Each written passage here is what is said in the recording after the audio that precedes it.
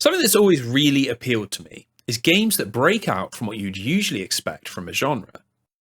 There's just nothing quite like building up an idea of what you think a certain type of game should be like, only to have your expectations completely blown apart by something that is genuinely original. Some of my favourite video game experiences of all time come from games that do exactly this. The first time I stepped out into the Art Deco halls of Rapture and realised that BioShock was going to be a lot more than just a first-person shooter, or exploring the chaotic streets of Sigil as the nameless one in Planescape Torment, expecting generic fantasy, but getting a nightmarish abstract drama instead. When you go back and list the games that fit this mould, it's unsurprisingly a hall of fame of some of the greatest games of all time. After all, having a direction for your game that is truly unique and distinct from anything else is a contributing factor to a game being fantastic.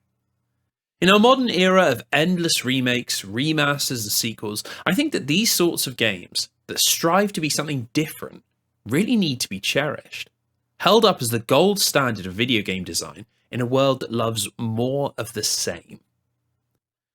That idea brings us nicely onto the subject of our video today.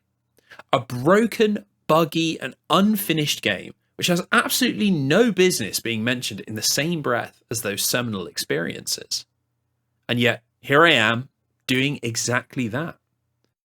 Today we're going to take an extremely lengthy look at Alpha Protocol, a game that I've been dying to talk about, not only because of its completely unique premise, but because it represents one of the main arguments about what exactly makes a game good. What is more important, ambition or function? Is a game good because it runs well, or because it has original ideas? We're about to find out.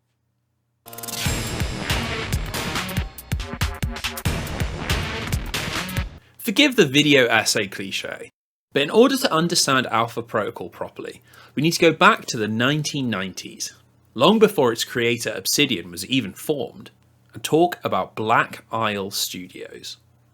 It's a name which has reached mythic levels of reverence thanks to the virtually unending string of classic RPGs that they developed while owned by parent company Interplay.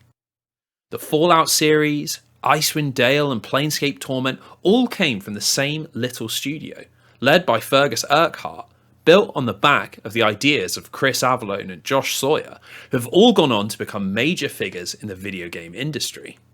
As if that CV wasn't enough, Black Isle also assisted BioWare with the development and publishing of both Baldur's Gate 1 and 2, along with its console cousin, the Dark Alliance series, which obviously were all massive critical and financial successes. It was a studio with serious chops in the RPG world, and despite only being active for 6 years, it made an impact that most niche developers can only dream of. The issue that Urquhart and co had was, despite Black Isle's runaway success, its holding company, Interplay, wasn't doing well in the slightest. In fact, their poor financial situation led to them losing their Dungeons & Dragons license, which meant that Baldur's Gate 3, already 2 years into development at Black Isle, had to be cancelled with zero financial reparations. A horrific situation for a studio that had built its entire reputation on creating digital versions of the famous pen and paper game. The leadership at Black Isle was so frustrated with the situation at Interplay, particularly with how little control they had over the Dungeons & Dragons situation, that they decided to take the ultimate step away and form their own development studio. In 2003, in Irvine, California, Obsidian Entertainment was formed, and the team of Urquhart, Avellone, Sawyer, Monahan and Jones struck out into the world of independent development, ready to take the world by storm with their unique RPG making skills. Or at least, that's what they thought would happen. Turns out, independent video game development is actually quite a bit harder when publishers are circling you like sharks and the media are ready to tear you apart for the slightest misstep.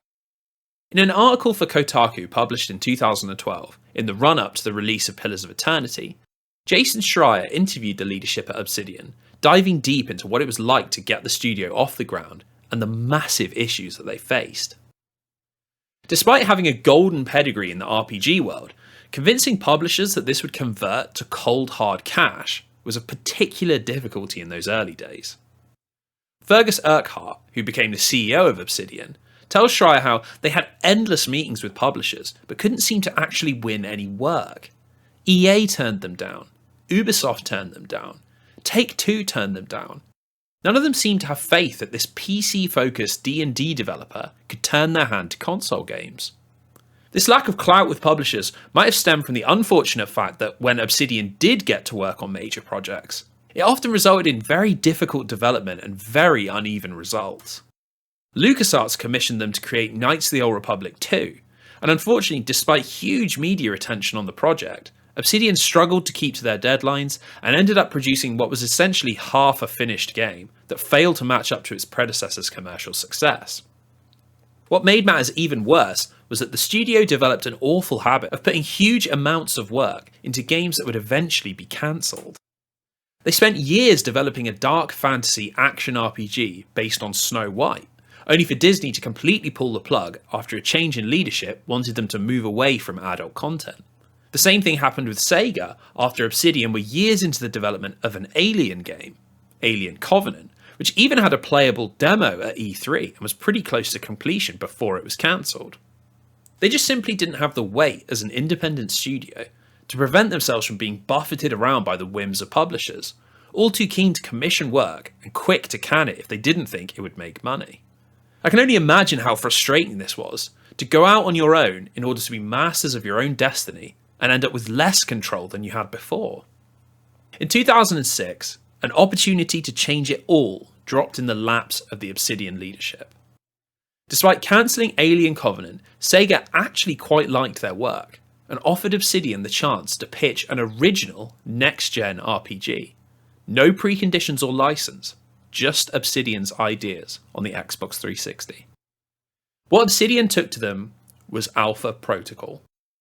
The idea was to make a spy RPG, combining ideas from lots of different genres, stealth, action and role-playing, all bundled into something that hadn't been done before. Urquhart tells Schreier that Sega said, "Hey, this is different. It's not dragons and phasers. We love it." So with the contract agreed to fund development and publish the game worldwide, Obsidian began development on their spy RPG. The long-awaited first foray into the world of original IP development and their first attempt at a fully HD console game. As we'll discover in the rest of this video, things went even worse than they could ever imagine.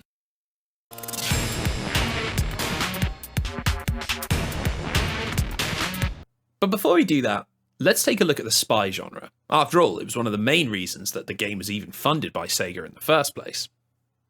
I've always found it odd that there aren't more video games set in a spy and espionage setting, especially when you consider just how monstrously huge the market for this genre is in almost every other entertainment medium.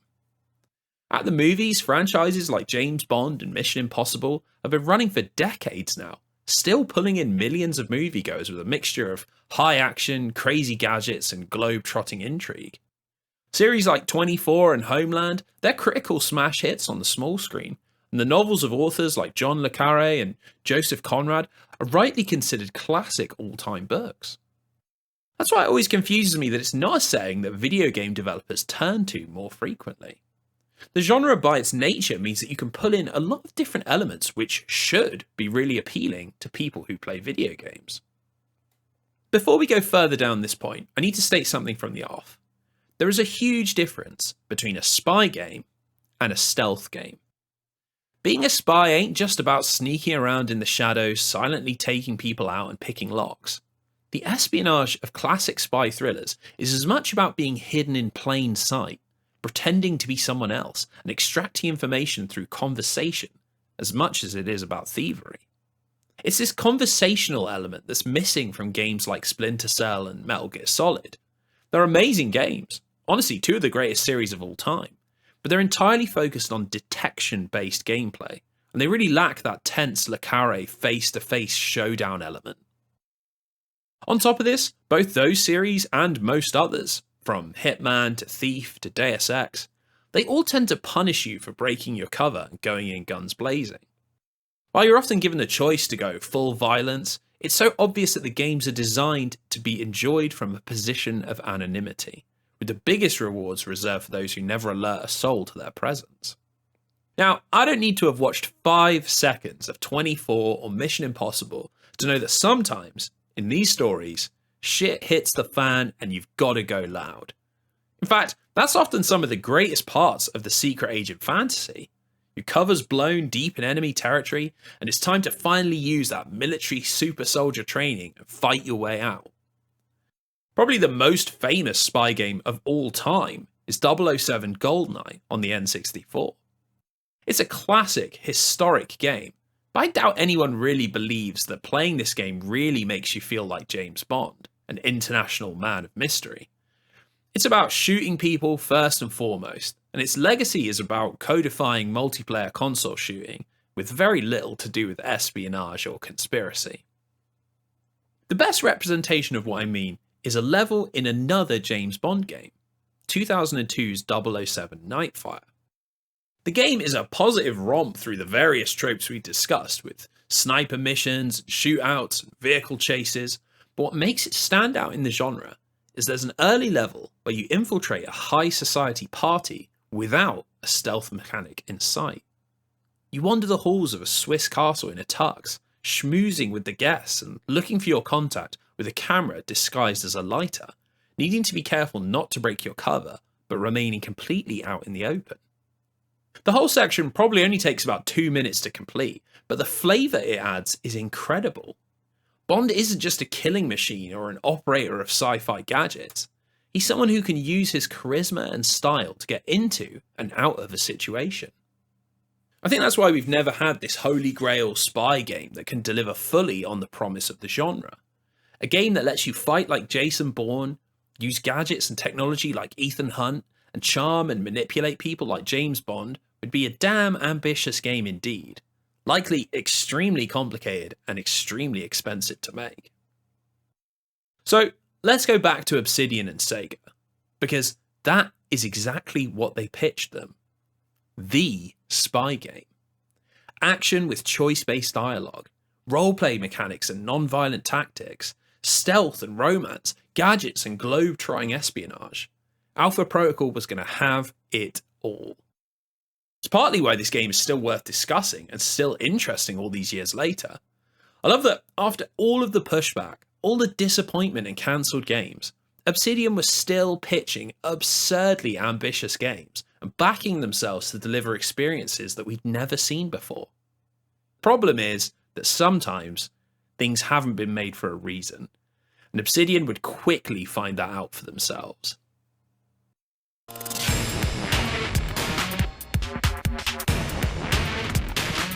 To cut to the chase, the development of Alpha Protocol was incredibly messy. Sega had signed Obsidian to a 2.5-year development contract, the longest they'd ever been given to create a game, so the feeling in-house was that they had plenty of time to get all their ideas out there. The reality ended up being that the complete opposite happened, with the game lurching into a complete state of crisis over a 1.5 years into the development cycle. The main problem was that the pitch which had been used to secure the contract was only around 5 to 6 pages long, which is abnormally short for a design document. Game designer Chris Parker, in an interview with Eurogamer, talks about how the document ended up being somewhat useless as a guide to how the development needed to progress. I remember it started in a narrative style and set up this idea of what Alpha Protocol was, but that you were a burned agent. It borrowed from Burn Notice, which was a TV show at the time.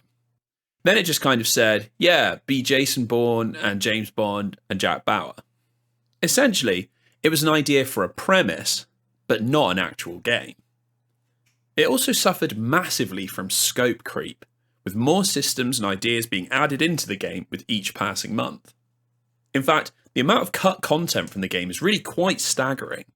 At certain points, Alpha Protocol included a full parkour system for navigating around levels, vehicle chase sequences where you ride jet skis and motorbikes, and environmental interaction where walls could be destroyed. It was just full of so much half-developed stuff, none of which really tied together in a cohesive game, and by extension, none of which was particularly fun. The definitive moment came when Obsidian showed their vertical slice to Sega, a chance to show where all the money had gone and to get a taste of what the final product would look like. It was a high-octane action sequence taking place on an aeroplane which had been hijacked by terrorists. The player would fight their way through the plane in a series of quick-time events before finally taking out the leader and parachuting away to safety. It was a sequence that Parker estimates had cost them around $500,000 to develop and formed the cornerstone of what they saw Alpha Protocol being like. Unfortunately, Sega hated it. The main issue was that Sega felt they'd commissioned an RPG, and this was absolutely not what they were being served up. Guns that killed people in one shot? No stats? QuickTime events? They politely asked Obsidian to scrap that version of the game and to start over. It goes back to that problem we discussed in an earlier section of the video. Obsidian weren't in a position to be able to go toe-to-toe against a massive publisher like Sega, especially one who was actually keen to see a finished product and not just cancel the whole thing.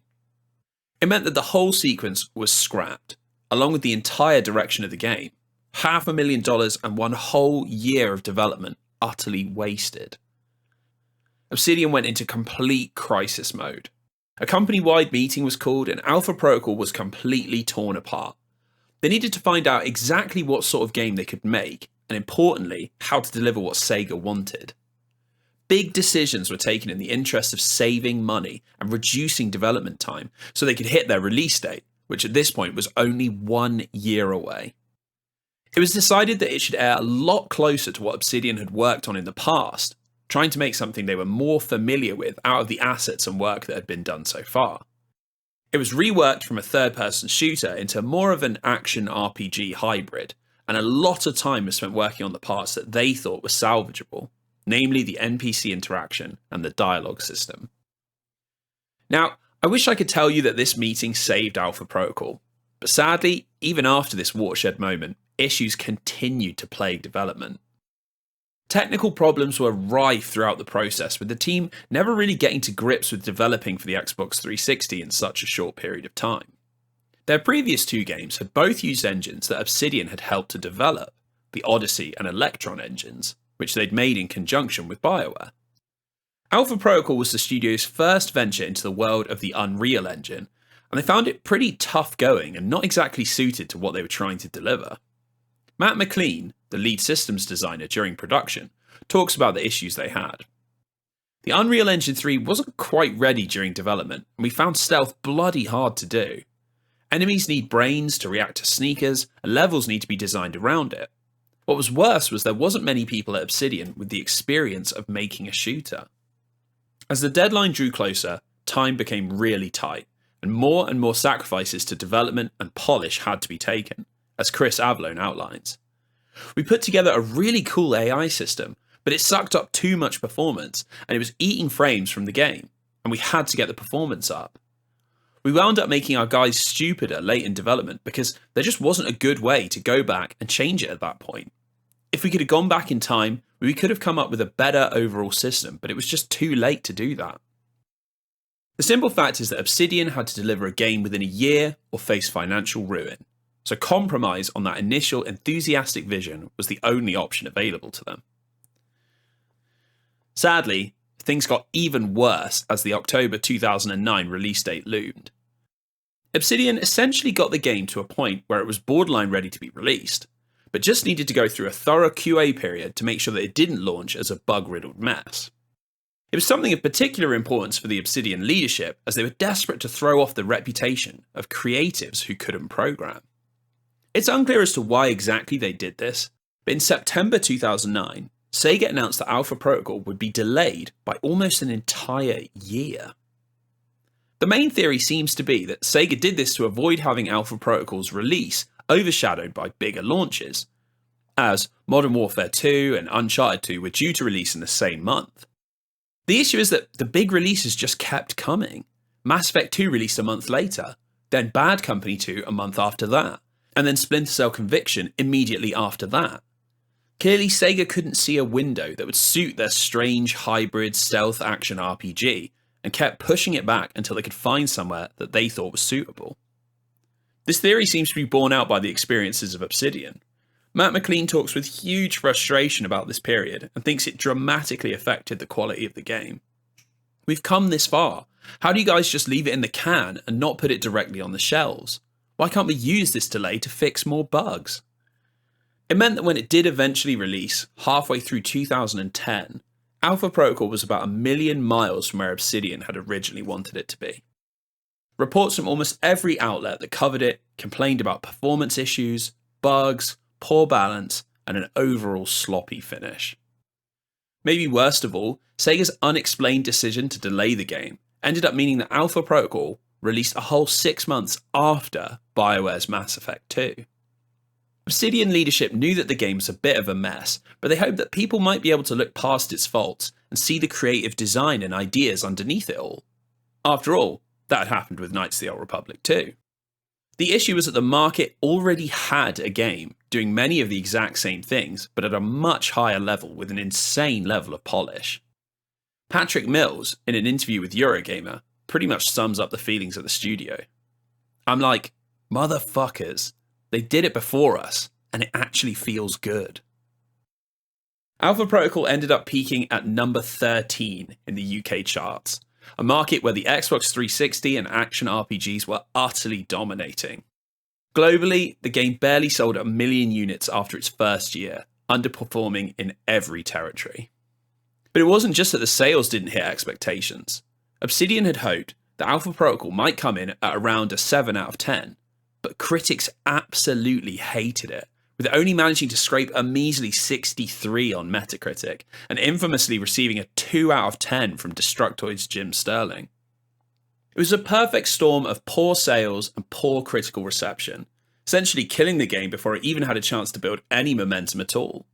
To an outsider in 2010, it simply just looked like an awful game.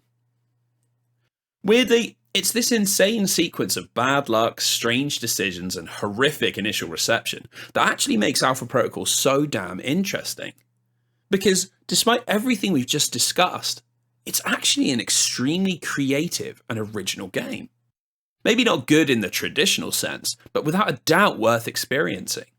That chaotic development has resulted in an utterly chaotic game, full to the brim with random ideas and systems, some of which are utterly awful in ways rarely seen in serious video games, but some of which are so fantastic, they more than make up for the myriad of problems.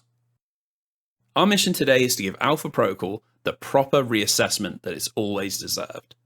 We've done enough talking about history and the development, so let's dive into the beautiful mess that is the game itself.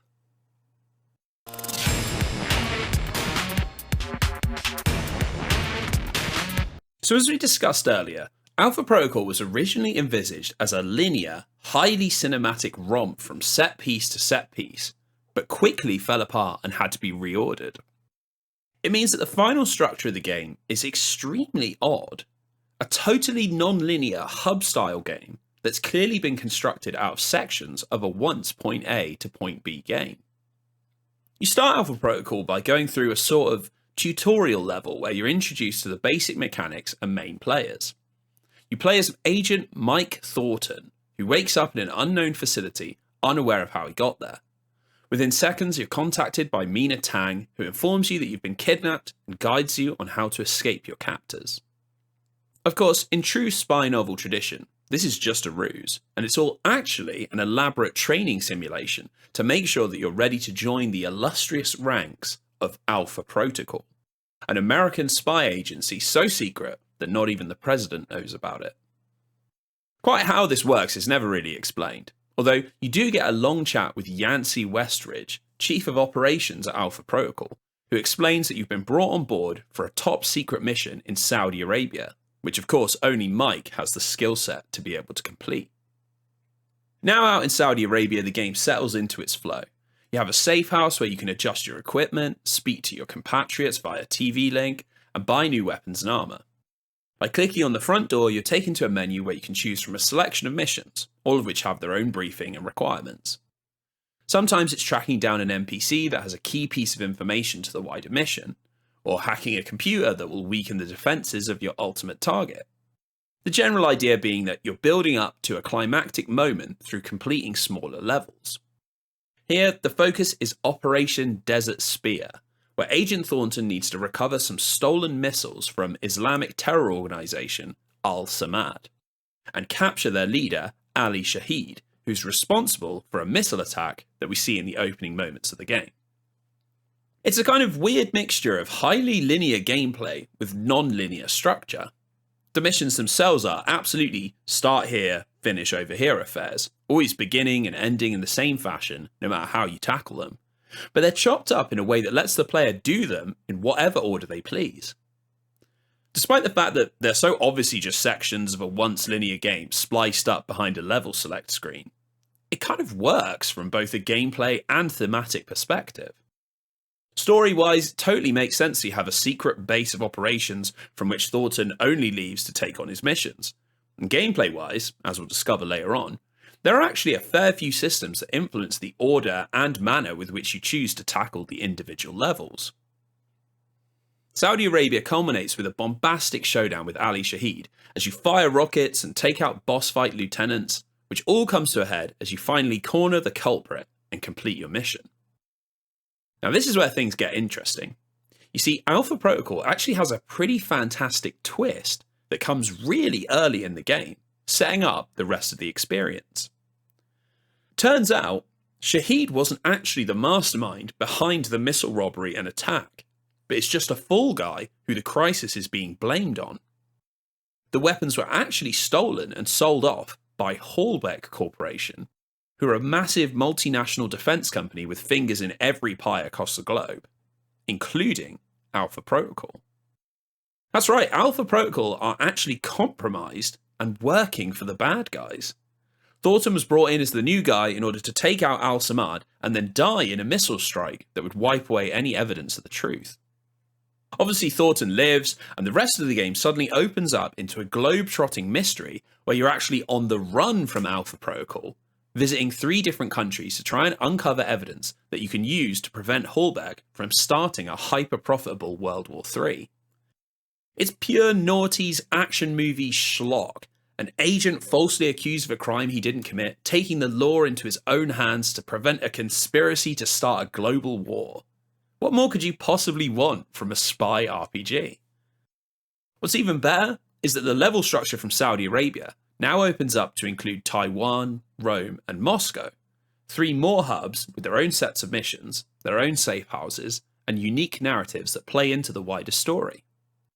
We'll go into more detail shortly, but there exists a kind of crazy interlocking web of consequences that affects these hubs depending on decisions you make throughout your playthrough. It's a beautiful way to somehow manage to make a completely non-linear, linear game. It's a structure I've not really seen before, but Alpha Protocol somehow really makes it work. You visit a hub, sort yourself out, head out into a mission, and then return to base to survey the fallout of your decisions and deal with the consequences. A wonderfully satisfying role-playing loop somehow stitched together out of the bones of a completely linear action game.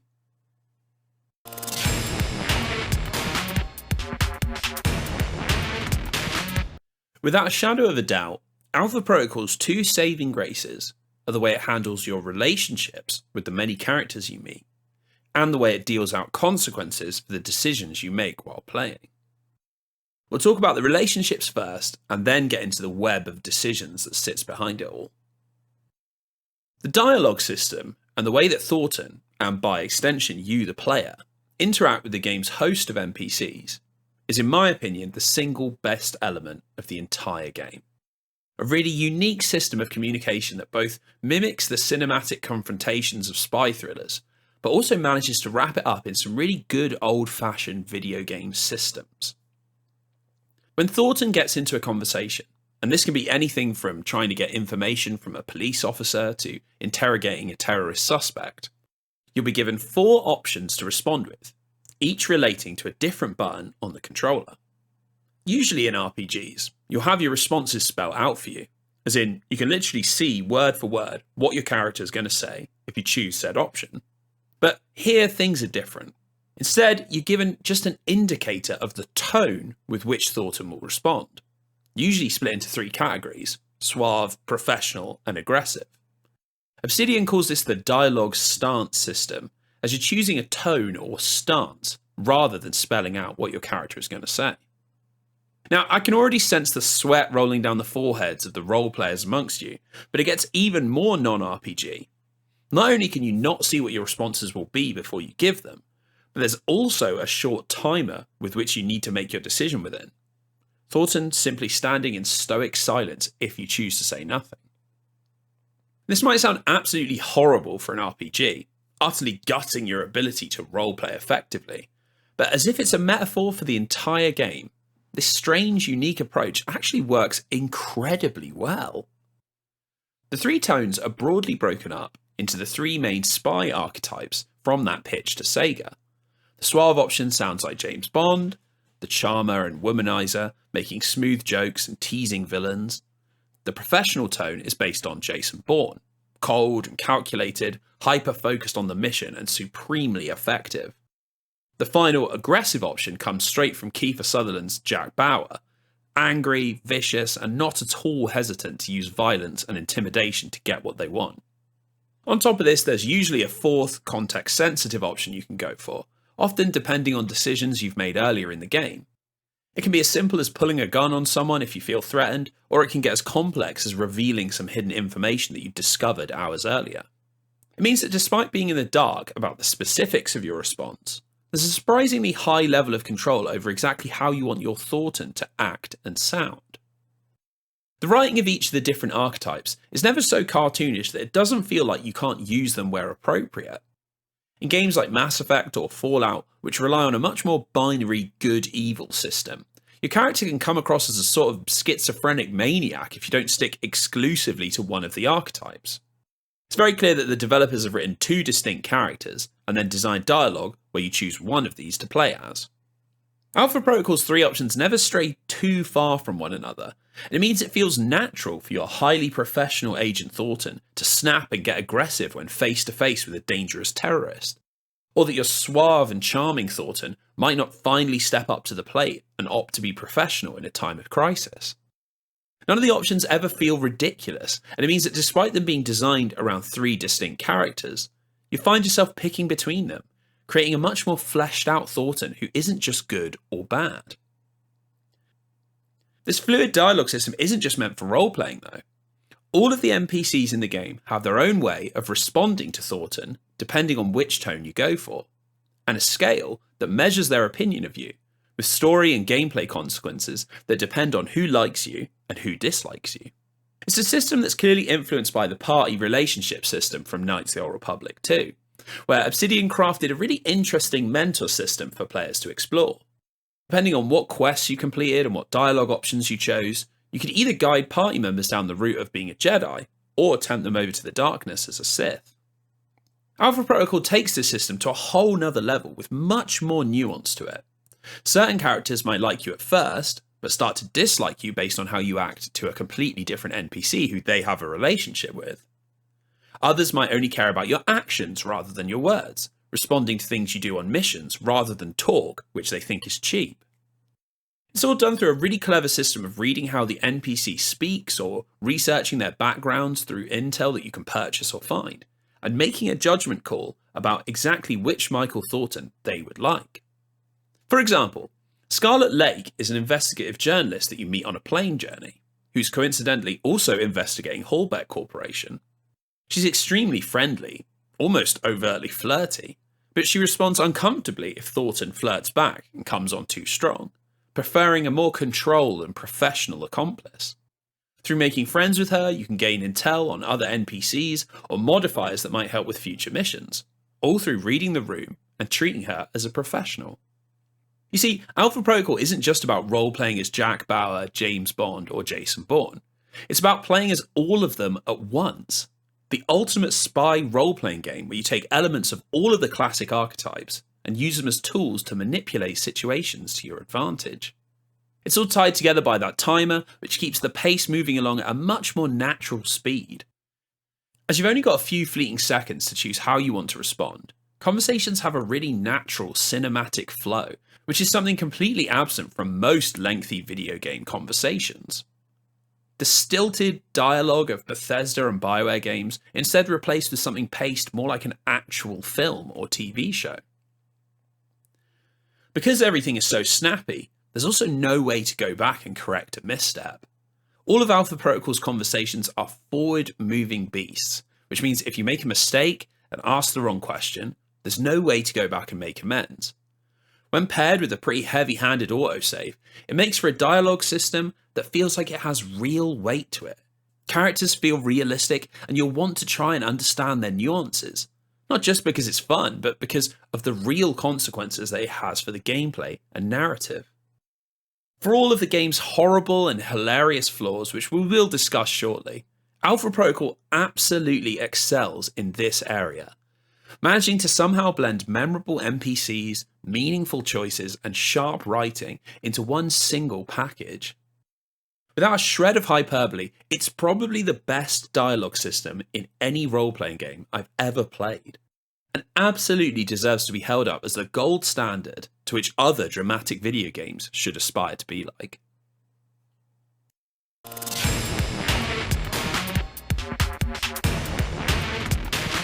The other system where Alpha Protocol hits an absolute home run, and probably the main reason it's remembered at all, is its extensive system of choices and consequences that make almost every single playthrough unique. Just before we go full gushing praise mode, let me temper your expectations a little bit and explain exactly what I mean by choices and consequences. The way I see it, there are two ways of doing cause and effect in video game narratives. I'm going to call the first the micro-choice system. Essentially, the plot is broadly set in stone, but the player has lots of smaller decisions they can make which change many of the details along the way. It's usually how choice works in big cinematic RPGs like Mass Effect or The Witcher. You can make a pretty huge spread of decisions, which lead to characters dying or side stories not appearing, but ultimately every player experiences the same plot, and that plays out in broadly the same way. The second system is the macro-choice system. This is the real branching storyline games with multiple endings where you can have two playthroughs that are totally different based on decisions you make. They're a lot harder to come by, which is obvious really as they're a lot harder to design, but the few I've played really do make an incredible impact on you. Westwood's Blade Runner immediately jumps to mind, which has 13 distinct endings, some of which completely change the entire plot of the game, and a broadly non-linear structure which you have to navigate before you even get there. Alpha Protocol somehow manages to have both of these systems, with virtually all of the details of your story depending on small micro choices, and some extremely large decisions that can branch the story off in wildly different directions, but always with the same big climaxes in every game. As we touched on in the last section, Thornton's relationship with the cast of NPCs that you meet can all have some sort of effect on the game, ranging from small to really quite game-changing. On the small scale, there's a host of different ways that character relationships influence the moment-to-moment gameplay. During each of the game's levels, you can choose a handler to accompany you on the radio, giving you unique information about your mission and even providing buffs that range from more health to decreased enemy vision. It's all directly tied into your relationship score with the handler, which means you're incentivized to keep these relationships improving. At first, you'll only have Mina Yang available, but befriend more people, and suddenly your options widen and give you some real decisions to make about who you bring with you. It's not even always based on if NPCs like you either. There's actually distinct benefits for bringing along someone who hates you. If Yancey Westridge hates you and is handling your mission, Thornton will get a huge damage bonus, apparently driven by the will to hurt others in Yancey's place. Bringing a version of Scarlet who hates you will result in a huge cooldown reduction because he wants to get the mission over with as soon as possible and to stop having to listen to her. Another system that Alpha Protocol weaves into its character relationships is its clever intel system. At first glance, it's just a series of collectibles that provide further backstory about the NPCs and factions that you interact with. Sometimes they're hidden in levels, other times they're available to be purchased on the black market, or they can be given by other NPCs in information trades. As you build a picture of a faction or NPC, you'll get bonus damage against them, which obviously means boss fights and missions against enemies you better understand are a lot easier. It's a clever way to gamify that classic spy idea of collecting information about your enemy before carrying out a surgical strike. What really makes the intel system clever though, is it can impact the story as well as the gameplay. Completing a full dossier about any of the NPCs or factions reveals a secret fact about them, which can have a huge impact on their role within the narrative. It's a strange system where micro choices that you make, dialogue options, collectibles, and which missions you tackle, end up building into a bigger macro choice. Without wanting to spoil every single fantastic thing about this beautiful web of secrets, there are secret facts that completely change major situations later in the game, or completely recontextualize the actions of certain factions. It's a fantastic system that rewards your spying instincts and means that no single playthrough can truly reveal everything that Alpha Protocol has to offer. Of course, Obsidian's also loaded the game with plenty of those traditional big choices for you to agonize over. Although, here of course the timer puts you under real pressure, which makes the consequences feel all the more stark. Remember back at the end of the Saudi Arabia mission, where we defeated Ali Shahid the terrorist and discovered that Holbeck was actually behind the missile theft? Well, at that point you're given a decision. Arrest Shahid, kill Shahid, or allow him to go. All three decisions have huge ramifications for the rest of the game, and each in their own surprising way. Aspiring professional agents might think that bringing him in to see justice in a court might be the best way to go, but this actually causes him to die in a missile strike intended for Thornton, taking him and his faction completely out of the game. Of course, there's always the vigilante option, taking him and his dangerous faction of terrorists out of the picture personally, but this actually causes an even more zealous second-in-command to take over Al-Samad and wreak havoc throughout the rest of your playthrough, constantly turning up in missions looking for revenge on you. Ironically, the safest option is actually letting Shahid go, which he barters for by saying he can get information about who's really behind the missile thefts. Taking this option might seem ridiculous. This is a man who has literally just blown up a passenger airline and has been trying to kill you. But it's actually a requirement of getting a complete picture of the story. If you take this option, Shahid will appear again just before the final mission, where he contacts Thornton with his promised information. A bloodthirsty terrorist, but clearly a man of his word. What he gives you is the smoking gun that proves that Alpha Protocol are in league with Holbeck, and getting this valuable piece of intel allows you to fight a few additional bosses at the end of the game, taking out Alpha Protocol along with Holbeck, getting true revenge on every party that betrayed you. In fact, how the ending can play out is one of the best parts of the game, with a huge amount of factors that play into what specific version of the finale that you get. During my playthrough, I went on a vengeance-fueled spree through the traitors in Alpha Protocol, being supported all the while by allies I'd made along the way, rival secret organisations, and Shahid's religious zealots. The boss fights were against those Alpha Protocol members that acted as tutorial characters at the start of the game, so it all sort of came full circle in a nice poetic way. It all ended with a climactic showdown against Harry Leyland, the CEO of Holbeck, who torments you throughout the course of the game in a sort of weird flash-forward interrogation scene, where he second-guesses the decisions that you make throughout the game. I defeated him, finally putting an end to the tormenting and a stop to the threat to world peace, with Agent Mike Thornton driving off into the sunset in a speedboat, pretty much as James Bond as it's possible to get. What's interesting though is that there are actually quite a few different ways this can play out, depending on decisions that you take throughout the game and who likes and dislikes you. Different final bosses, different allies, and a completely different route through the final mission entirely. For example, you can discover, through filling out the intel options for both characters, that the Alpha Protocol analyst, Alan Parker, has an estranged daughter who you become tangled up with, an office administrator called Madison St. James. Now in my playthrough, I simply thought Madison was a damsel in distress style love interest, someone for Thornton to save in times of crisis, with a mission in Rome specifically based around either saving her or saving some hostages from a terrorist attack. My Mike sent her away in the end to protect her from the suicide mission he was about to undertake back at Alpha Protocol, so she disappeared out of the plot entirely. Thing is, if you save Madison, but also discover that she's Alan Parker's daughter, you can later use that information to have Parker abandon Alpha Protocol and switch sides over to you, providing you with the information that not only brings down Alpha Protocol and Holbeck, but ruins their reputation on a global level, allowing some freedom to creep back onto the world stage. Things can take an even weirder turn than that though.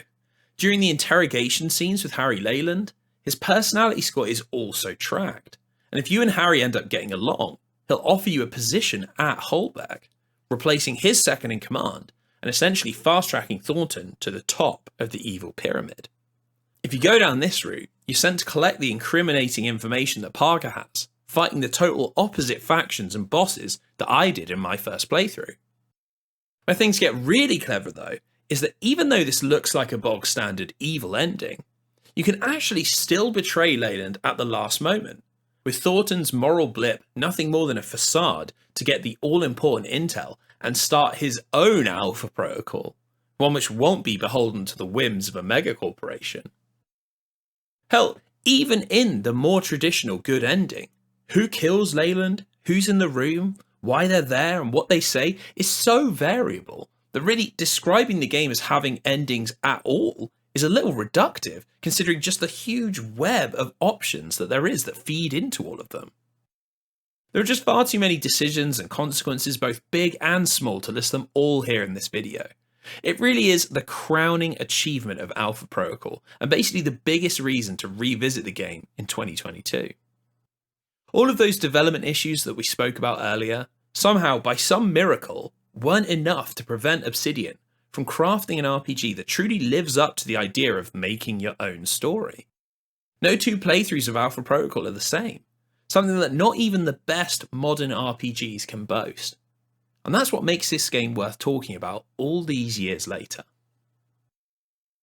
On top of this, I think it's safe to say that Alpha Protocol really lives up to that premise of creating a spy game that isn't just rooted squarely in combat or stealth. It's tense discussions that could have dangerous consequences, collecting and using information, manipulating people with your charm as much as your strength. All those elements we discussed which have never really made their way into the design of spy video games are shining brightly and working perfectly, despite the worst development cycle I've ever seen. In this regard, Alpha Protocol is probably one of the greatest RPGs of all time. An utterly sprawling, ambitious masterpiece of tense choice and consequence. The problem is though, as we'll discover next, almost every single other element of the game is completely broken beyond belief.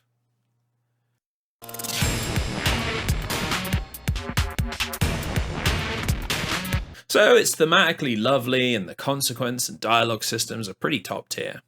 If we were only judging Alpha Protocol on these elements alone, it would be thought of as one of the greatest games of all time.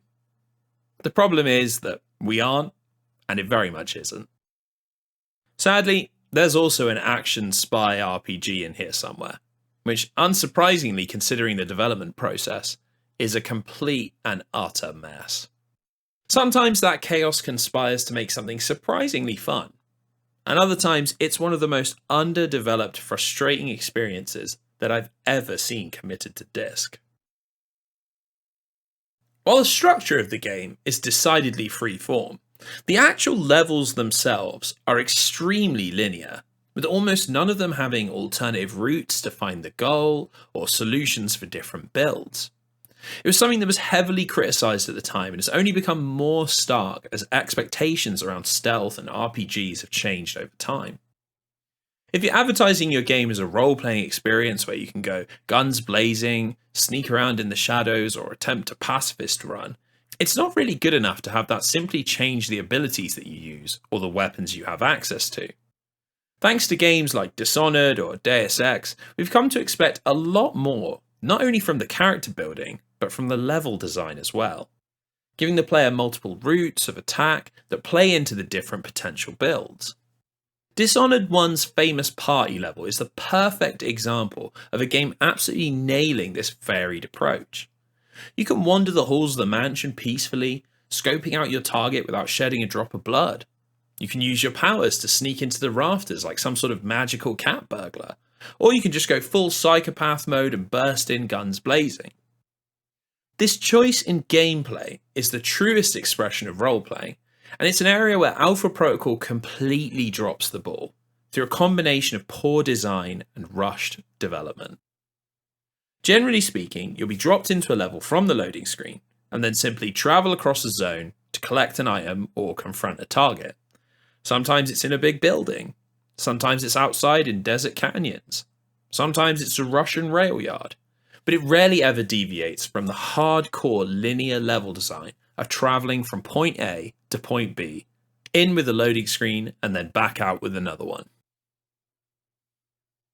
In addition to not really giving you much of a sandbox to explore or play around in, this also means that Alpha Protocol's missions often really lack a sense of place. You never return to any of these locations, always moving onwards and upwards, which means the distinction between different missions can often end up being incredibly thin. To be honest, while writing this script, I've been looking over a list of the different levels, and some of them I am really struggling to recall, simply because of how short, uneventful, and uninteresting they were. Most of them are around 10 to 15 minutes long, and a huge part of that simply comes from the fact that stealth gameplay involves a lot of waiting around and lining up shots. If you're playing in a more run and gun style, some of these missions can be blasted through in 2 to 3 minutes, especially when you're further into the game and are heavily upgraded. Compared with how dramatic and impactful the conversation sections are, it's really just amazing that the bulk of the game's missions are just so dreadfully uninventive. That's not to say it's all bad in the level design department though. There are some areas where Obsidian have clearly tried to implement some of that choice and consequence, and those moments easily shine the brightest. In Moscow, there's a mission where you need to head to the US Embassy to contact a businessman named Surkov who might have information about the Holbeck missile theft. When you get there, you're immediately faced with two choices. Climb around the back of the embassy and infiltrate the building using your stealth abilities, or simply walk up to the front door and schmooze your way in with your charisma. It's the closest the game comes to that James Bond fantasy, giving you the choice of hiding in the shadows or hiding in plain sight. Of course, there's always the option to go in like a maniac and blow everyone's head off, but that of course makes for some pretty raw responses from your allies. Killing a bunch of innocent Americans usually tends to do that within Secret Service circles. The issue really is that the game never delivers a full level like this. Once you reach the second floor of the embassy, you're immediately thrust into a zone where all the guards are on high alert and there are turrets that shoot you on sight. You're left with no choice but to take them all out, which hardly makes any sense if you've gone into the building through peaceful conversation. Things hardly get any better when you do finally contact Surkov. Holbeck sends a PMC to assassinate him, and you have to protect him escort quest style while he makes his escape. The whole thing is just a complete jank fest with waves of enemies entering the courtyard, Surkov ambling around randomly, and a sniper rifle inexplicably placed on the embassy balcony for you to use. That interesting gameplay choice from the start of the level quickly dissipates into something much more restrictive and directed, which the systems don't really lend themselves to, and aren't particularly enjoyable to play that way. There's much spoken about a level in Rome, which is almost always brought up as an example of Alpha Protocol's creative level design. Instead of sneaking or talking or shooting, you control Thornton aiming down a high-tech sniper rifle for the entirety of the level, looking for a specific attendee at a high-class mansion party. I think it's actually the perfect example of how these really controlled and directed moments don't suit Alpha Protocol at all, and it ultimately makes for a really wonky mission. Essentially, you hold the reticule over a party guest and you have to scan them in order for your handler, usually Mina Tang, to work out if they're the target. The whole section is just boring to play through, as the level is separated into 3 sections, which you progress through in the same order every time, advancing once you've scanned everybody. It's extremely obvious that the target is going to be the final NPC you scan, so any tension or intrigue goes out the window as you essentially play Where's Wally with the NPCs needed to progress.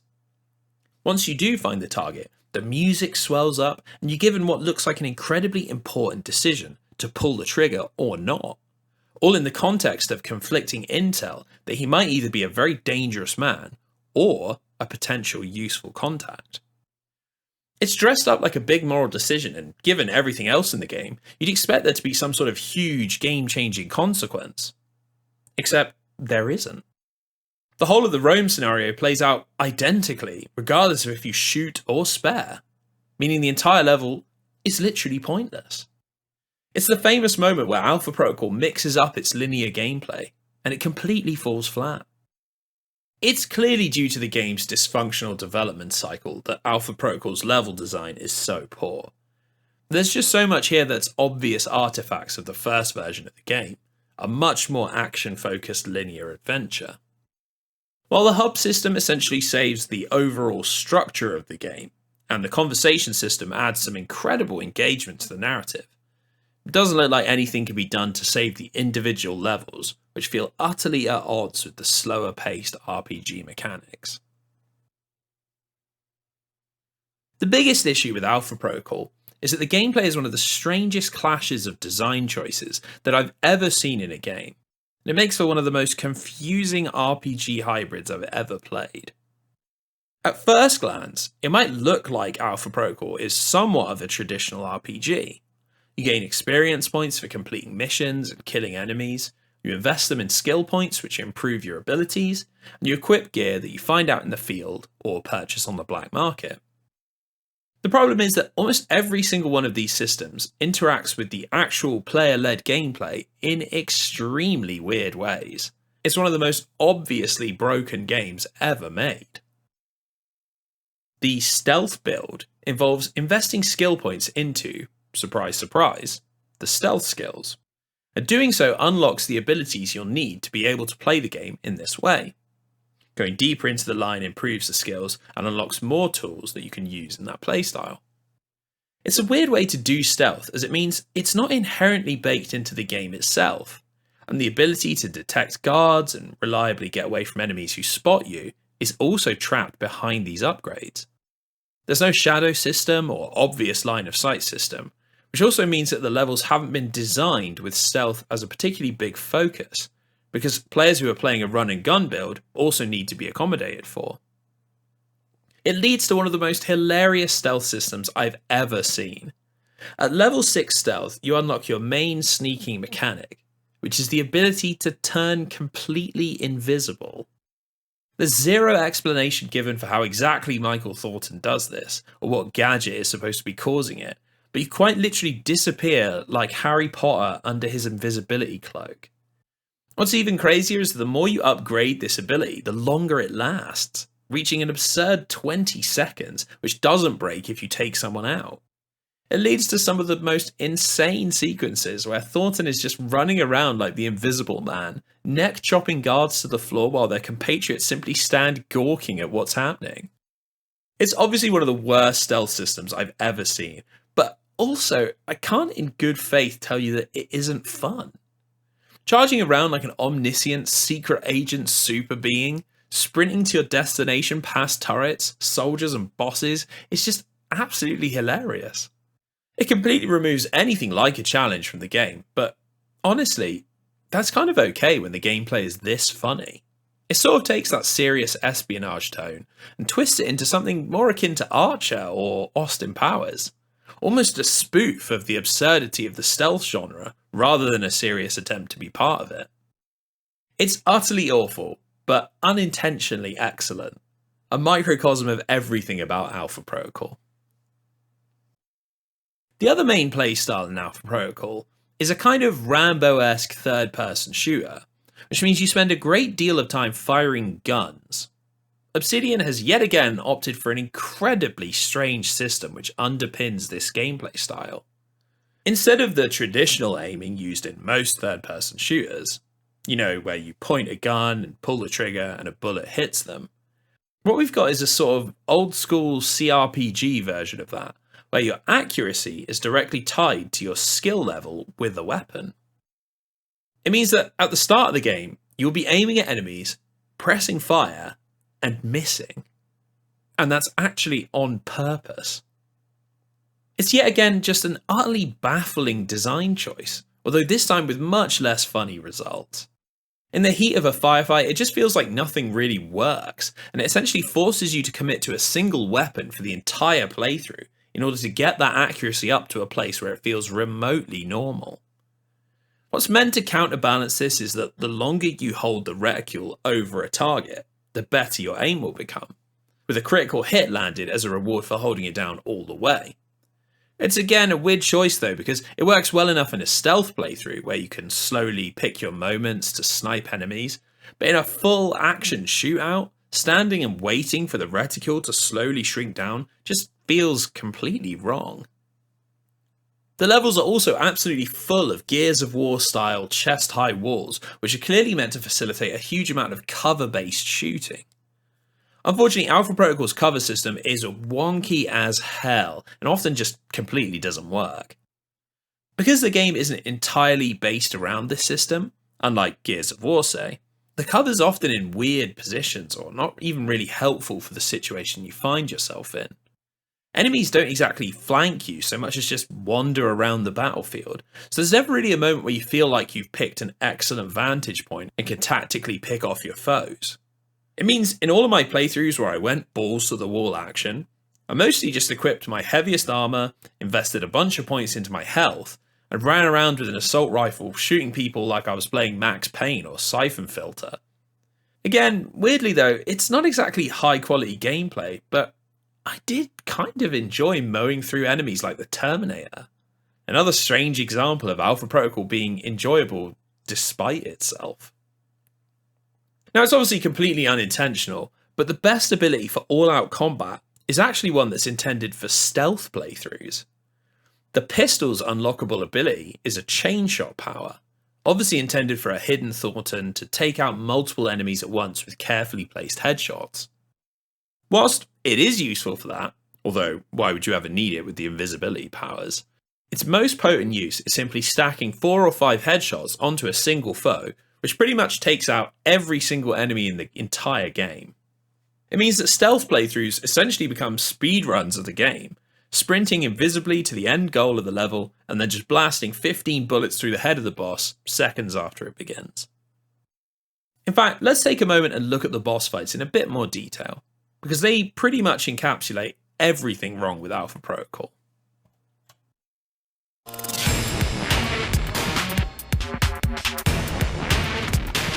Boss fights in most games are meant to be one of two things. They're either the ultimate expression of the gameplay, or they're a narrative payoff that trades in drama and cinema. Old school games are obviously famous for their extremely hard bosses, which are meant to test all of your reactions and skills while also eating up as many lives and quarters as they can. It's a trend that's come roaring back into the video game world with the advent of the Souls-like genre, where extremely difficult bosses are par for the course, and the feeling of reward for beating them is essentially the entire point of the game. On the other hand, a huge amount of modern games, that are less driven by player skill, use their boss fights as more of a cinematic moment. Virtually all RPGs follow this format, with most bosses simply being notable for hitting hard and having a lot of health. Action games also tend to go all cinema, setting their boss fights in dramatic locations, usually as a payoff at the end of an engaging story. I'm obviously generalising, but the point I'm trying to make is that boss fights serve a purpose within the game, providing some sort of climax for the player to experience. Alpha Protocol's bosses somehow don't really fit into either of these categories. They're somehow neither the ultimate test of skill or a big narrative moment, often feeling completely randomly designed and at odds with each other. When and where these boss fights happen isn't entirely consistent. The majority of the game follows a format where you'll arrive in a hub, have a short introduction to a villain character, and then spend your time there tracking them down before a climactic confrontation. In Rome, you spend your time going head-to-head with Holbeck enforcer Conrad Marburg. In Taipei, you're hunting down the mysterious Omen Deng, a suspected political assassin. And we've already discussed how Saudi Arabia is based around capturing Ali Shahid.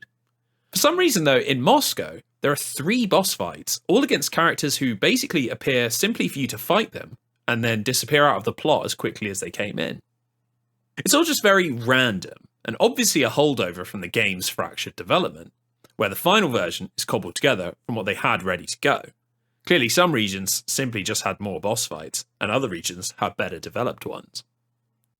It's not just that the placement of the fights is random though, the actual fights themselves are without a doubt the most janky moments in the entire game, being incredibly poorly designed and lacking any sort of proper testing. For starters, if you're playing a stealth build, you are completely out of luck. The fights are totally unsuited to any kind of stealth mechanics whatsoever, usually starting with Thornton out in the open, legions of minions firing on you within seconds, and the boss knowing exactly where you are at all times. With your stealth abilities rendered basically useless, it means that almost every single boss fight is an action romp, requiring virtually no special tactics or setup.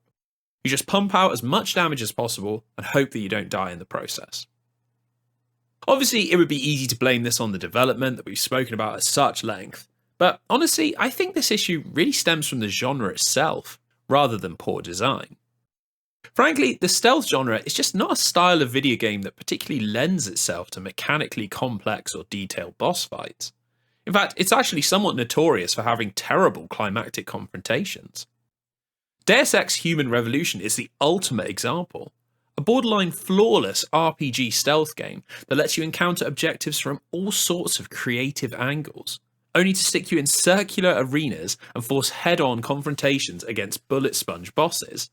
It's a misstep so harsh that they even released a replacement version of the game that tried to rebalance those encounters to make stealth more viable. Ultimately, most stealth series just completely do away with the concept, treating their targets more as a reward at the end of a complex level. It's the way that Hitman, Splinter Cell, and Dishonored all approach it, and that works a lot better when your game is about quick and decisive strikes. The problem in Alpha Protocol clearly stems from its need to be balanced for all of the different playstyles that Obsidian has baked into the game. It's not just a stealth game, it's also a full-blown third-person shooter, and the two design philosophies just don't mesh at all. Where things get even more ridiculous is that it's actually a stealth power, chain shot, that's by a million miles the most powerful tool in almost every single boss fight. As I mentioned earlier, its intended use is for clearing an entire room of enemies with 5 different headshots, but in boss fights you simply stack them all on the boss, and with a strong enough pistol, it essentially one-shots almost every fight. It leads to utterly absurd situations like the fight in Moscow against Championchik, a Russian hulk of a man hired to protect Sergei Sukhov. If things turn south and he's told to break Thornton's legs, what should be an intimidating situation is remixed into a total farce by him being chain shot to death in mere seconds. Despite these moments being completely undesigned to work at all in any way with any of the stealth mechanics, it's actually the most overpowered build, handling these fights much more easily than walking in with a fully loaded shotgun or a rocket launcher. There are, however, a few boss fights where this strategy doesn't work, although again it's largely down to incredibly poor design. In the final mission of the game, there's a short section where you leave the walls of Alpha Protocol and end up in a protracted fight with an attack helicopter which rains down missiles and gunfire from the sky. It's just one of those fights that feels utterly untested, and if you're playing a stealth build with lighter armor and minimal health upgrades, it can feel borderline impossible. The only way to damage the flying bastard is to pick up rocket launchers which are dotted around the level and shoot it down with those.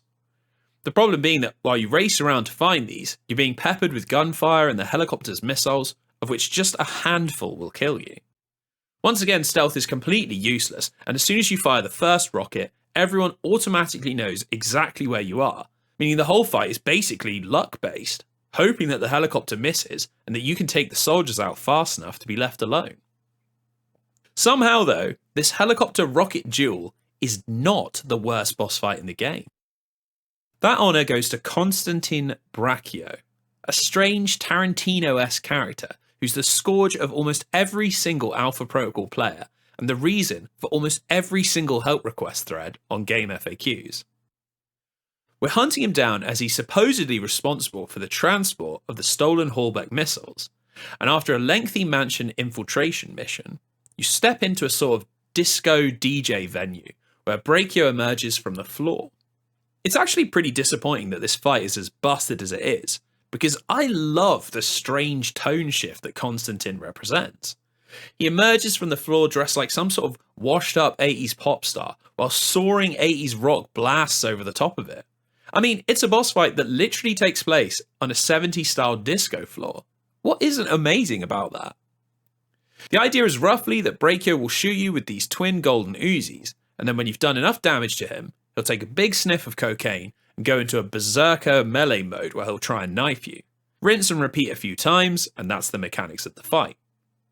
That first phase isn't all that bad, but damn, the drug section is just awful. He does so much damage in this mode that unless you're running the heaviest armor with a fully upgraded health bar, he'll kill you in 2 or 3 hits, which are impossible to avoid as for some reason he's faster than you. On top of this, he also becomes unbelievably resistant to damage, meaning that you have to wait out this phase to be able to put more bullets into it.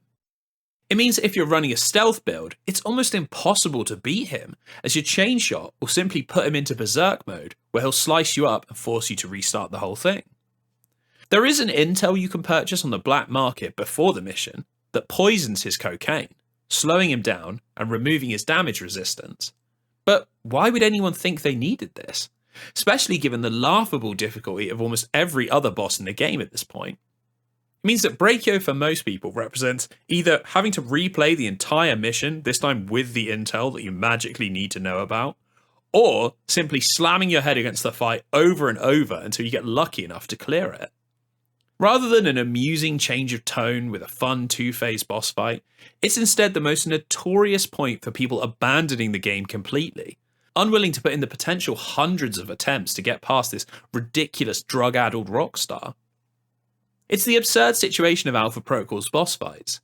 They're either over so fast that you struggle to remember what even happened, or they're burned into the back of your eyes from a difficulty spike that would make Sekiro blush. So much of Alpha Protocol is fantastic. Much of it is so bad that it's actually quite good. The boss fights are just simply bad. Irredeemable in a way that something only truly broken can be.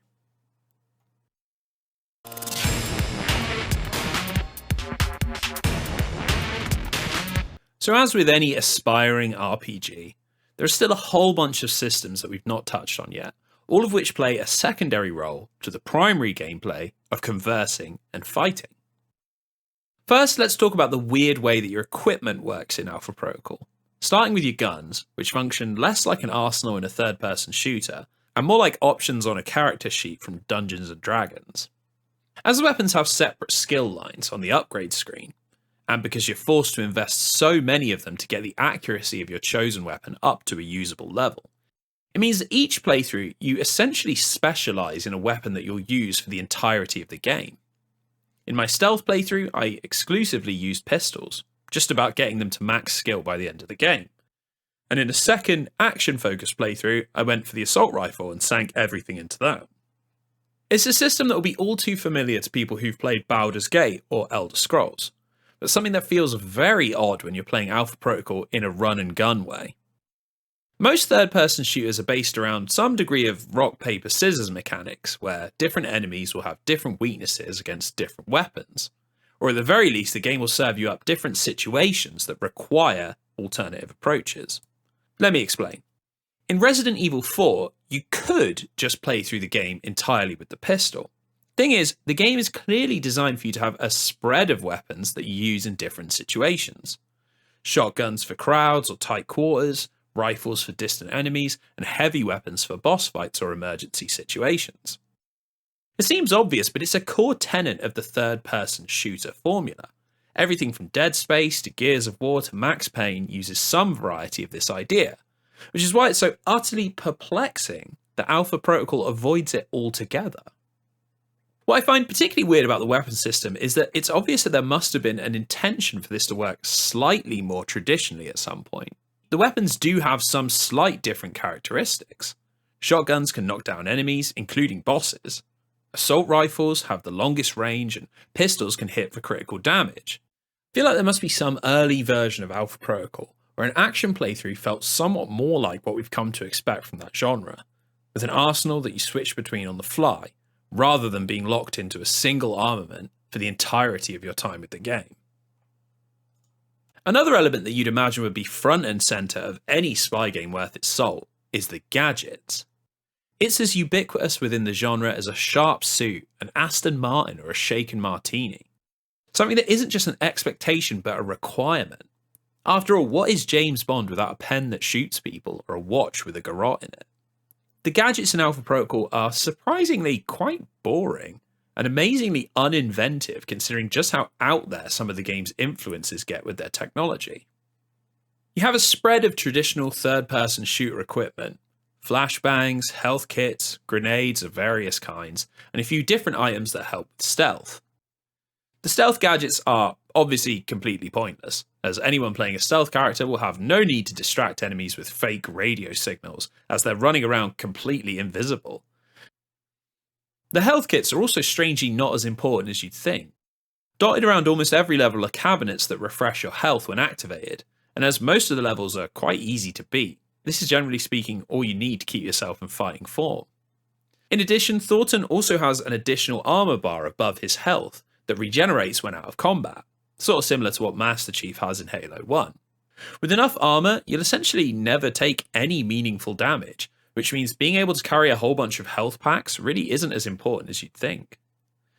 In fact, regularly when playing Alpha Protocol, I'd load into a mission only to realise halfway through that I'd not restocked my health packs at the black market, precisely because I never really used them. The offensive gadgets aren't much more useful either.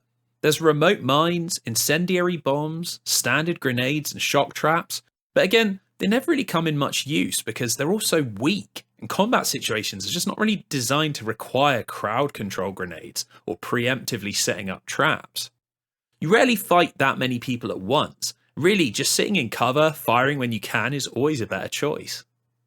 If you want, you can upgrade their effectiveness by investing skill points, but strangely the upgrades that improve your gadgets are split across two different tracks, sabotage and technology, which I think means that Obsidian never really meant for there to be a sort of saboteur gameplay style. It just costs far too many points for it to be viable, so really they just turn into a dump stat in the late game. In fact, the only gadget that I ended up buying with any frequency is the EMP charge, which brings us nicely onto the next strange system that Obsidian plastered into Alpha Protocol.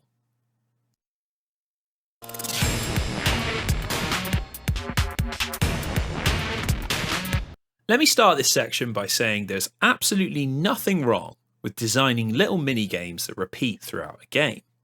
In fact, when done right, having a sort of little secondary game that you can get to grips with while you progress through the main story is actually quite a cool little touch. Alpha Protocol's version of this is clearly influenced by the world of the immersive sim, where minigames aren't a side activity, but serve as a functional representation of your character doing something, hacking or lockpicking or splicing cables. Not quite a major pillar of gameplay, but also something not completely optional like Gwent in Witcher 3 or golf in Grand Theft Auto. There are 3 different minigames that you'll do throughout any playthrough. A line tracing puzzle where you activate different lines in order, a sort of matching crossword where you have to spot a line of code that matches yours, and a lockpicking one that functions exactly how every single lockpicking minigame in history works. The problem here isn't that they exist, but that they are a pretty unfortunate mixture of tedious and repetitive. I defy anyone to get to the end of a playthrough of Alpha Protocol and not be utterly sick to death of them. You see, virtually all of the dossiers and optional rooms that house money and equipment are all hidden behind these mini-games, which means you're basically forced to engage in them if you want to broaden your resources. The lockpicking game isn't particularly hard. It's really just the system from Elder Scrolls Oblivion, lifted wholesale. But the other 2, they actually get quite difficult in places. Not because the puzzles are hard, but because you're given increasingly little time to complete them. And sometimes your eyes simply just won't catch the code, or you might make a slight misstep when tracing the lines. Make a single mistake and you completely fail the minigame. This wouldn't be an issue if you could simply just retry it, or if maybe the reward for finally beating it reduced the more attempts you took. But no, for some reason Obsidian have elected to have failing a minigame mean that the alarm for the entire level is set off, instantly alerting every enemy to your presence and requiring you to seek out an alarm panel in order to turn it off. This is incredibly annoying. The alarm just drones on, and being punished with the whole level being essentially ruined from a stealth perspective, just because you tapped a wrong key when trying to open someone's email, seems utterly disproportionate. What's even worse is that to deactivate the alarm, requires playing a damn minigame. It can feel like your whole time playing Alpha Protocol just becomes consumed with this epileptic crossword or following numbered lines constantly. What little gameplay flow there is, constantly broken up with the same minigames over and over. It feels like for every time you complete one and are rewarded with an important piece of intel, there are 5 more where you simply get a small amount of money, with very little way to tell these apart. It means that you're compelled to open and hack everything, despite the process being utterly painful and the rewards often being completely pointless. This brings me back to the EMP charge, a gadget which allows you to bypass these games and take the spoils bother free. I bought and used hundreds of these bad boys, constantly making sure I was topped up before every mission just so I didn't have to play these damn minigames and hear that fucking alarm. The reality is that the minigames are just too undercooked and they don't add anything to the experience beyond pace-breaking frustration that should have been left on the developmental cutting room floor.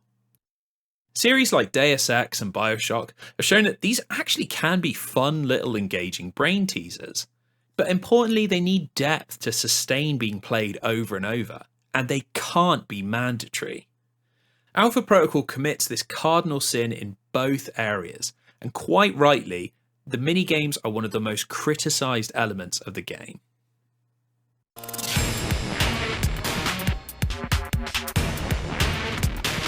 The final gameplay systems I want to talk about relate to what you get up to between your espionage adventures out in the field.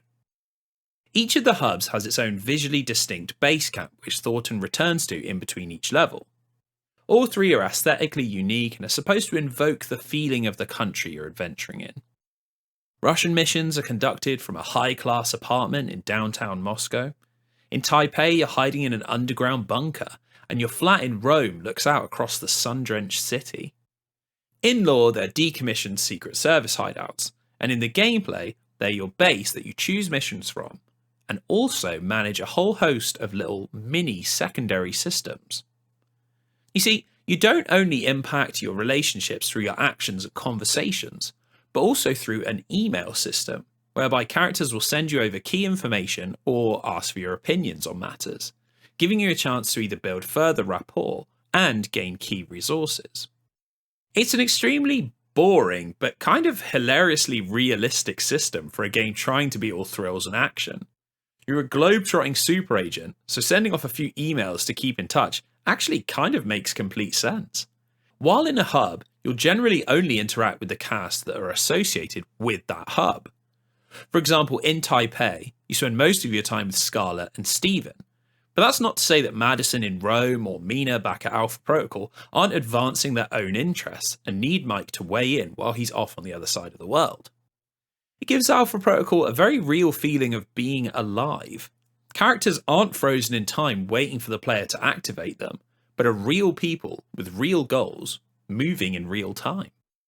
It's a neat little system that seems incredibly boring and pointless on the surface, but actually massively contributes to the sense of realism and the overall tone of the game.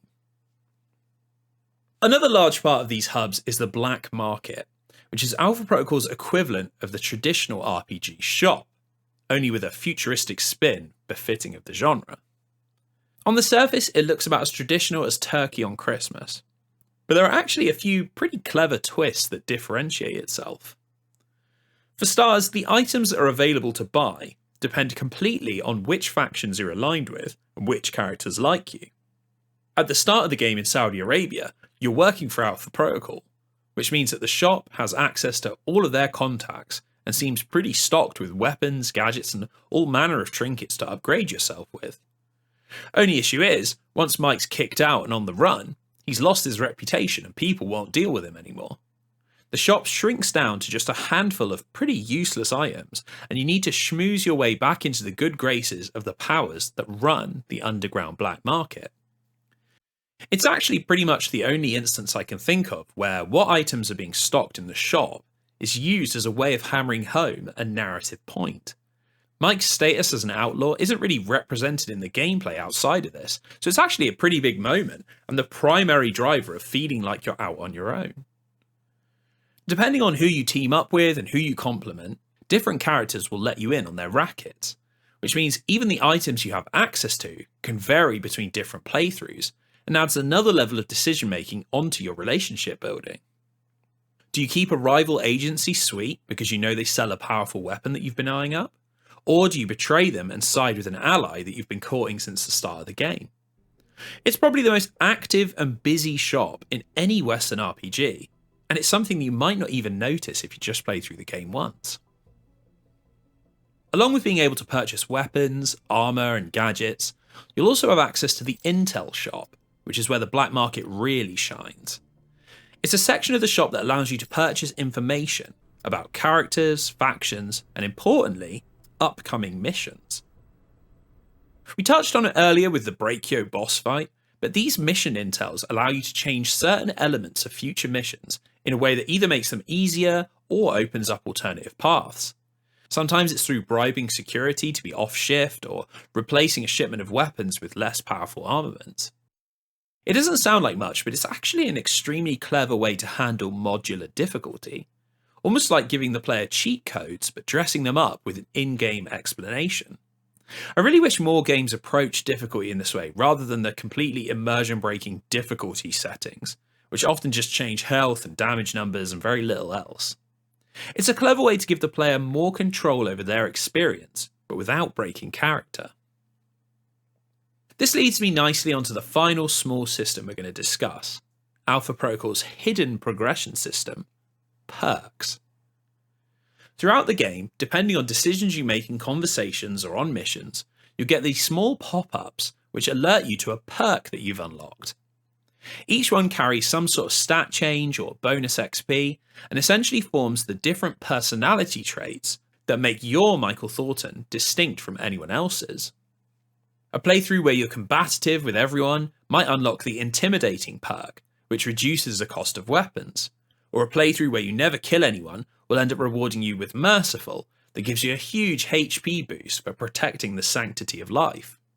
Most of the perks relate to the skills that unlock them, which means the whole system turns into a kind of parallel way to improve yourself, rather than just collecting XP. What makes it really worthwhile is that a huge amount of weird and unexpected perks keep popping up throughout your playthrough. If you make enough jokes in conversation, you get the Razor Wit perk, which reduces the cooldown timers of all of your abilities, thanks to just how in tune with this comic timing Thornton is. There's the Impatient perk, which reduces the cooldowns of your offensive abilities if you keep cutting people off in conversation. There's a Gentleman perk, which gives you 20% health regen, but only if you politely refuse all of the sexual advances in the game. We're talking well over 100 different distinct perks that all react to the things you do and all help build this really juicy picture of the character that you're playing as. Each perk comes with a little description outlining why exactly that emotion or trait has developed, and it just takes that role-playing element that Alpha Protocol does so well up a whole nother level. It's funny really, because in most games, these little systems that orbit around the main gameplay loop are so often the least developed and most frustrating. In a game full of utter frustration and unending broken gameplay, these smaller RPG systems that just sit quietly in the safe house, waiting for you to come home, actually work incredibly well and provide a huge amount of the stitching that somehow turns Alpha Protocol into a coherent and enjoyable game.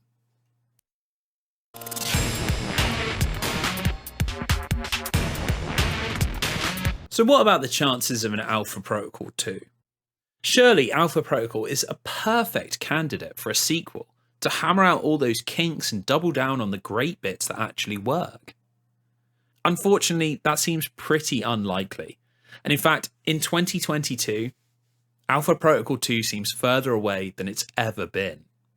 After its disastrous release, Sega's US boss, Mike Hayes, almost immediately announced that there would not be an Alpha Protocol 2, claiming that, while they loved the concept, they decided that a sequel was just too large of a project to be worth the very poor sales that the first game generated.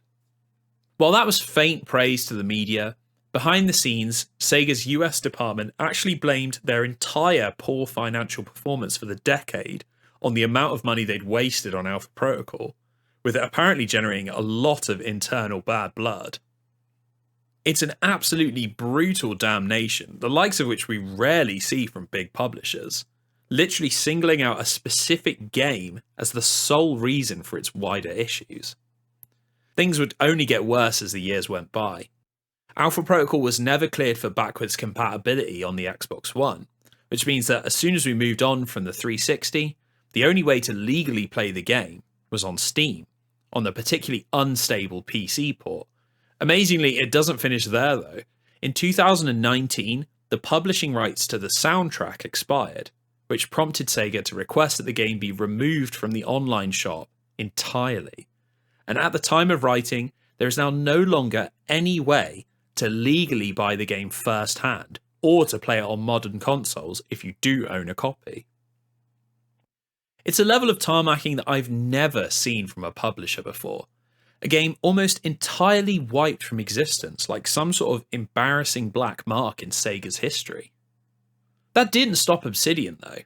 In an interview with Eurogamer in 2019, director Chris Parker actually told them that a 40-page pitch for Alpha Protocol was completed, with the aim of smoothing out the janky systems and focusing on the reactivity, which they knew was fantastic. Once again, Sega turned down the option, uninterested in revisiting the IP in any way, which essentially put the issue to bed forever. Sega wanted to move on, and with their second attempt in the bin, Obsidian did the same. I'm sure many of you are presuming that they were eventually saved from ruin by the release of the other game that they were developing in 2010, a little cult classic known as Fallout New Vegas. Well, surprisingly, you'd actually be wrong in thinking that. Despite New Vegas going on to enjoy huge acclaim and now being thought of as one of the finest RPGs ever made, it didn't actually help Obsidian in the way that they needed.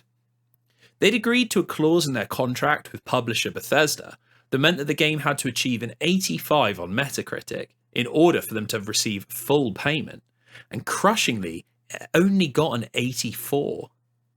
As if that heartbreak wasn't bad enough, its average was pulled down by harsh reviews from publications like Edge and 1UP that would eventually go on to list the game as among their greatest games ever.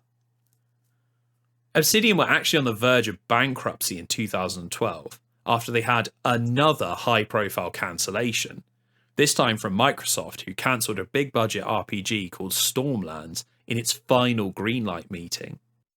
Things became incredibly dire, and the company had to make big redundancies and let go of people who'd been part of the organisation for years. They finally, after so much poor luck and so many disasters, caught a break in 2013, when the company took one last huge risk and put together a Kickstarter project for a modern take on the isometric CRPG. It was considered the company's final Hail Mary to save themselves, and luckily, it paid off more than they could have ever hoped. The Kickstarter, which became known as Pillars of Eternity, was a runaway success, raising $1.1 million in its first 24 hours and reaching a colossal $4 million by the time its goals closed. It was a perfect blend of a genre that Obsidian felt extremely confident developing, and something that was about to experience a huge revival in mainstream popularity. On release, it became a huge commercial and critical success, and basically single-handedly brought the CRPG genre back to life. They go on to follow it up with the extremely well-received White March DLC, and a sequel in 2018, along with a separate CRPG called Tyranny, which was also a huge success. They even finally managed to get their original action RPG made with The Outer Worlds, which was a sort of spiritual successor to New Vegas, and again was extremely successful both critically and commercially. In fact, Obsidian would go on to be so successful that they were eventually purchased by Microsoft as part of their huge expansion of the Microsoft Studios brand. Whether that's a good or bad thing for our plucky, once independent developers is a discussion for another day. But it's safe to say that our story has a happy ending, and despite having possibly the worst luck of any video game studio in history, Obsidian finally made it work and became the household name that they always believed they could be.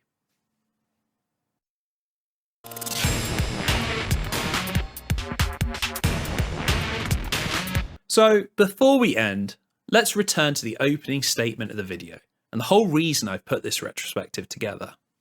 I asked a question about what was more important to the legacy of a video game, its ambition or its function. Does a game need to actually work for it to be considered good?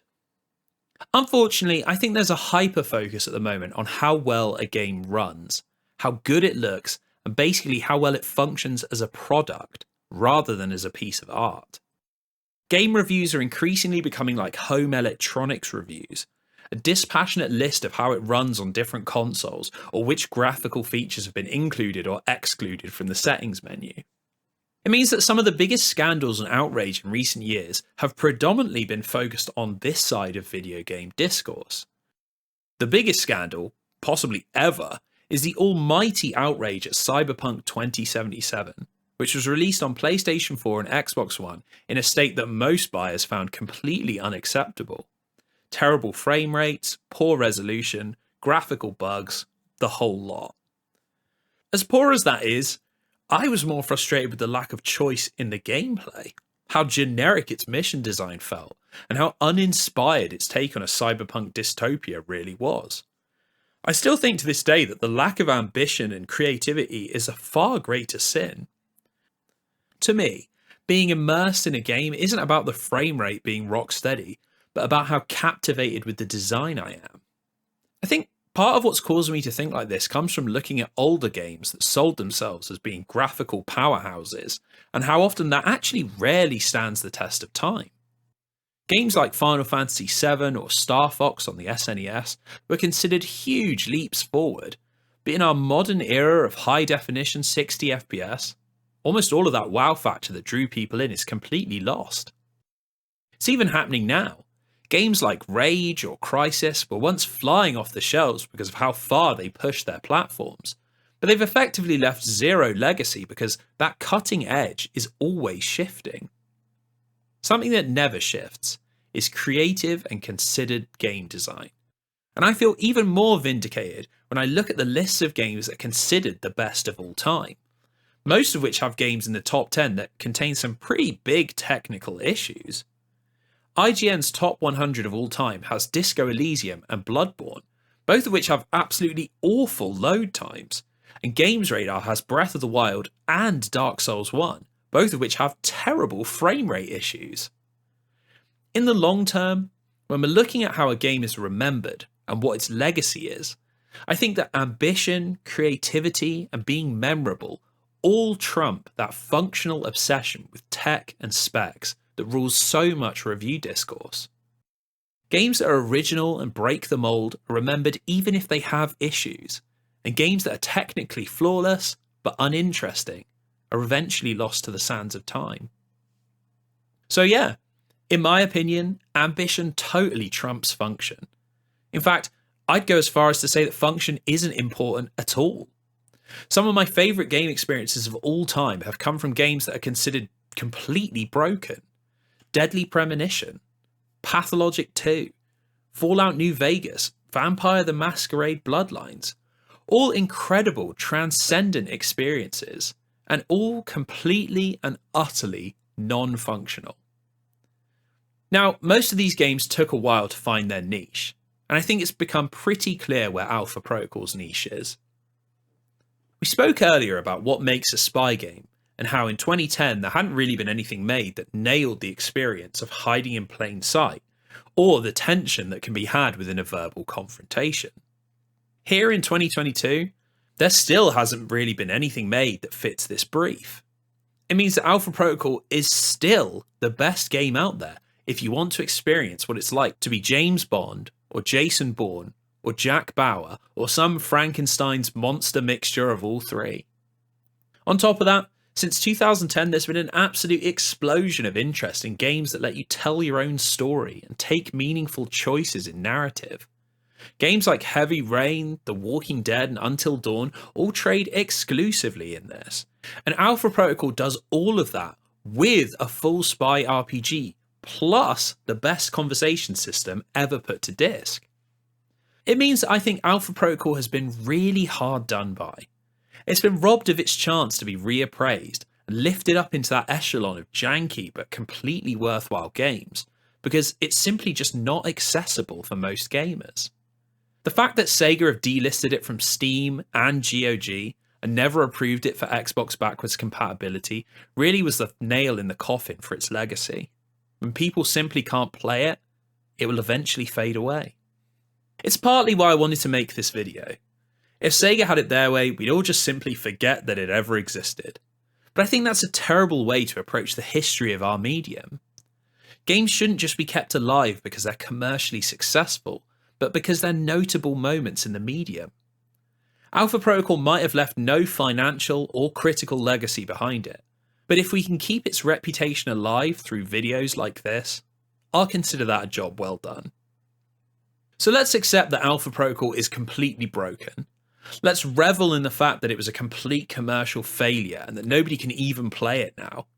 Because the fact that people are still talking about it 10 years later is as big of a legacy as any game could possibly leave. Thanks for watching.